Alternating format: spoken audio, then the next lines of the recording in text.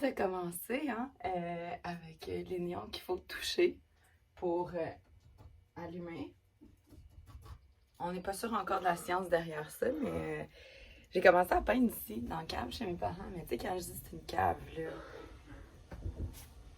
j'ai le tuyau de sécheuse sur la tête. Puis c'était l'atelier, c'était le coin où on rangeait le bois, on rangeait les affaires, les raquettes.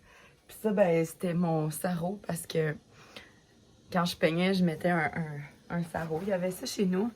Fait que c'est les traces. C'est là que ça a commencé. C'est fou. En fait, mon Dieu, hein, on dirait que j'ai jamais tenu une caméra de ma vie. Mais quand même des bons néons. On avait quand même un éclairage. Puis, je sais pas, j'étais ici pendant le temps des fêtes. Comme, j'avais quand même le désir de peindre, mais je savais pas encore que ça allait devenir ma vie. Puis je me suis comme enfermée dans la cave. Puis en dessous de l'établi, il y avait des bouts de bois. Je ramassais ça. Je ramassais de la peinture de ma première chambre. Puis je me suis mis à peindre. Puis ça n'a juste jamais arrêté. Puis je suis revenue chez mes parents après la maîtrise. Je suis revenue vivre ici un petit bout. Puis je me suis installée. Je passais mes journées dans la cave à peindre. Ouais, je passais mes journées ici. Puis avec les affaires de camping. Tu sais, quand on le voit en photo, on est comme, mon Dieu, mais ils sont donc bien... pas propres, mais c'est vraiment pas ça, c'est vraiment une cave. Puis tu sais, chez nous, ça a toujours été ça. Puis on dirait que, en le prenant en photo puis en voyant des entrevues ici, j'étais comme, ouais. Mais il y avait tout, tu sais, t'as tous les outils. C'est comme un gros terrain de jeu. Puis l'évier pour laver les pinceaux. C'est comme ici que j'ai découvert ce que j'aimais faire. Puis je sais pas, il y a quelque chose de magique. Puis même, tu sais, quand j'étais jeune, en fait, je descendais ici, puis mon trip, c'était de faire de la colle. Genre, je prenais du brin de scie avec de la farine puis de l'eau, puis je faisais de la colle. Et j'ai tout fait. Mon frère, lui, avait un atelier. Maintenant, mon frère faisait de la robotique, puis on a passé beaucoup de temps dans la cave, finalement. Puis mon frère, il avait son atelier, là, à côté du chauffe-eau. Maintenant, c'est des cordes de bois. Puis lui, il faisait des robots. Puis il y avait un petit fer à souder. Puis my God, hey, j'en faisais des sculptures avec...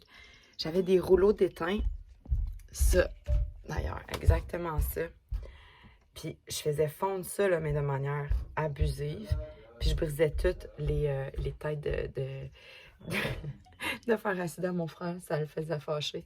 Et ça, j'ai fait des sculptures avec ça. J'ai fait des bagues. Je pense que c'est là, mon père qui chante. Hein? Les choses ne changent pas. Puis, je pense que c'est un peu là que ça a commencé, dans le fond, parce que... Ben, en tout cas, le côté entrepreneurial. Puis c'est drôle parce que quand je repense à tout ça, je me dis, ah non, tu sais, c'est très récent. Puis je repense à toutes les affaires que j'ai gossées dans cette cave-là.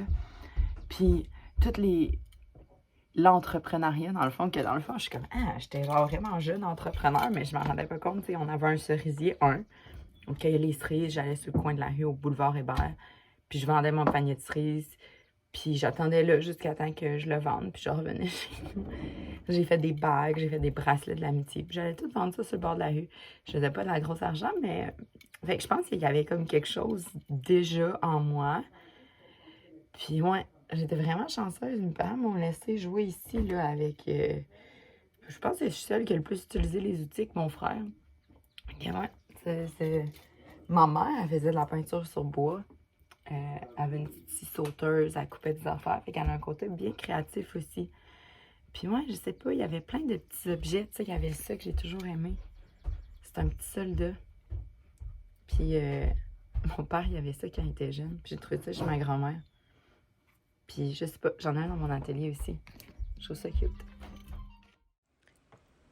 Puis là, ben, je me rends compte que peindre, c'est ma vie. Puis je m'étais jamais attendue à ça, en fait. Je peignais pour le fun, je retournais chez mes parents, je m'installais. C'était d'une peinture à une autre peinture. Puis jamais j'aurais pensé être là aujourd'hui. Puis probablement que je vais dire la même chose dans 5 ans. Puis je trouve ça absolument fabuleux. Puis l'art, ça m'a tellement amené à me connaître. Salut papa, salut maman. Fait que là, je vous interviewe parce que, dans le fond, là, je m'en vais à New York. Comment vous vous sentez? On va aller te voir, ça c'est sûr. On se sent triste que tu t'éloignes, mais on est fiers de te... Très, très fier. Très, très fiers de tout ce que tu accomplis, ce que tu as accompli et ce que tu t'en Et ce vais qui accomplir. Oui. À accomplir. Vous êtes Tu On a cute. confiance en toi-même. Merci. Puis, On est tellement fiers de toi et de ton travail d'artiste. oh, vous êtes cute. Puis, comment vous l'avez pris quand j'ai décidé de changer de carrière? On savait que tu réussirais. Puis moi, ben, je Je te n'ai jamais douté. Jamais, jamais. C'est vrai. Puis moi, je te répète ce que je t'ai dit dans la vie, il faut faire ce qui nous rend heureux. Bon, Vous êtes- Comment? c'est bon, ça. Là. C'est bon, ça, maman. Vous êtes parfait. Ben, je vous aime. Ben, nous aussi, on t'aime. Merci. Plus encore. Puis juste comme ça, ben, dans l'immensité de ce territoire-là, je me retrouve, puis ça me permet de m'envoler plus loin.